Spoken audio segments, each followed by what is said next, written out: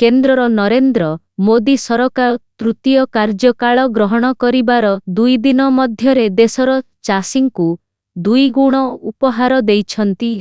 केन्द्र कैबिनेट आज 2024-25 अधिवेशन पाई 14 खरीफ फसलर सर्वनिम्न सहायता मूल्य एमएसपी वृद्धि करिछि।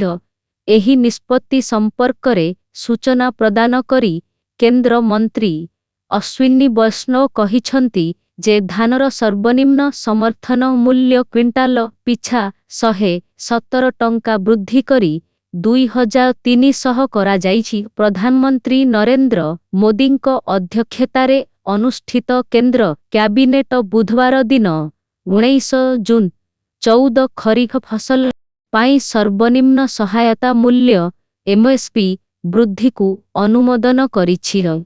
एही निष्पत्ति घोषणा करी सूचना एवं प्रसारण मंत्रणालयर अश्विनी वैष्णव कहिछंती जे धान, रागी, बाजरा, जोआर, मक्का और क्वा समेत 14 खरीफ ऋतु फसल उपरे सर्वनिम्न सहायता मूल्य एमएसपी वृद्धि अनुमोदन होइछि।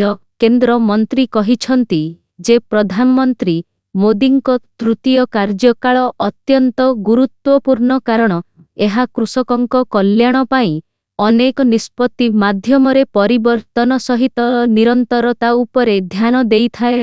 से कहिछंती जे खरीफ ऋतु आरंभ हेउछि कृषकमानंकु प्राथमिकता देई 14टी फसल उपरे एमएसपी वृद्धि को कैबिनेट अनुमोदन करिछि।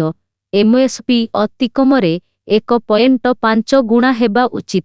धानर नूतन एमएसपी 2300 टंकारे रखा जाइछि जहाकी 117 टंका वृद्धि होइछि। 2013-14 एहार मूल्य 1310 टंका थिला।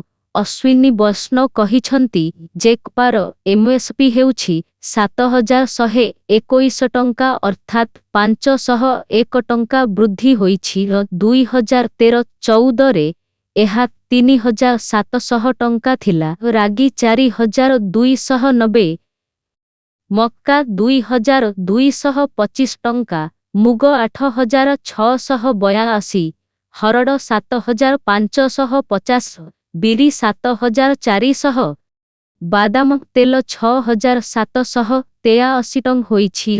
एहा सहित से आहुरी मध्य कहिछंती जे सारा देशरे 2 लाख गोदाम निर्माण कार्य चालिछि। अर्थनीतिर मूल प्रथम 2टी शर्तरे निर्माण करा जाइछि। वर्तमान एहा उपरे अभिवृद्धि भल कृषकमानंक उपरे अधिक ध्यान दिया जाइछि। प्रधानमंत्री श्री नरेंद्र मोदी जी की ऐतिहासिक तीसरी टर्म में आज कैबिनेट में बहुत ही महत्वपूर्ण निर्णय लिए गए। Some very important decisions have been taken in today's cabinet. I'll present 5 important decisions in this briefing. मैं आज की इस ब्रीफिंग में 5 important decisions आपके सामने रखूंगा। आप सब जानते हैं कि प्रधानमंत्री श्री नरेंद्र मोदी जी किसानों को, अन्नदाताओं को हमेशा एक प्राथमिकता देते हैं। अपने नए कार्यकाल में जो सबसे पहला डिसीजन लिया वो डिसीजन भी किसानों के हित में लिया गया था। आज की कैबिनेट में ऐसा ही एक बहुत महत्वपूर्ण फैसला लिया गया है। In today's cabinet also one very important decision has been taken regarding the welfare of farmers. Kharif season start हो रहा है। खरीफ सीजन के लिए 14 क्रॉप्स पे मिनिमम सपोर्ट प्राइस आज कैबिनेट ने अप्रूव किया है। मैं इन प्राइसेस के बारे में पढ़ूंगा, उससे पहले I will give the context. In the 2018 union budget the government of India had given a very clear policy decision, had taken a very clear policy decision that MSP कम से कम 1.5 गुना होनी चाहिए कॉस्ट की। It has to be at least 1.5 times the cost of production. तो आज के जो फैसले आप देखेंगे, इन सब फैसलों में इस प्रिंसिपल को ध्यान रखा गया है। Every crop that I am going to read out will have at least 50% more MSP compared to the cost. और कॉस्ट को निकालने का भी बहुत ही साइंटिफिक तरीका है।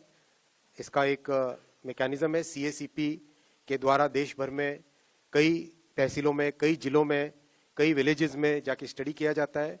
कॉस्ट ऑफ प्रोडक्शन, सारे फैक्टर्स को लेके स्टडी किया जाता है। तो इसके आधार पर आज जो एमएसपी डिक्लेयर हुई है वो है धान। सबसे पहले धान का नया एमएसपी, पैडी का नया एमएसपी खरीफ के लिए 2300 रुपीज डिक्लेयर किया गया है, which is 117 rupees increment over the previous MSP.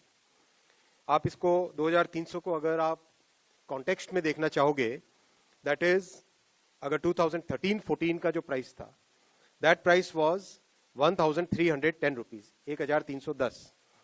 यानी कहां 1310 था और कहां आज 2300 है। किस तरह से किसान भाइयों के लिए, किसान परिवारों के लिए प्रधानमंत्री श्री नरेंद्र मोदी जी और सरकार का हमेशा एक स्पेशल फोकस रहता है, ये इसको दर्शाता है। इसी तरह से कॉटन, जो कि बहुत इंपॉर्टेंट क्रॉप है,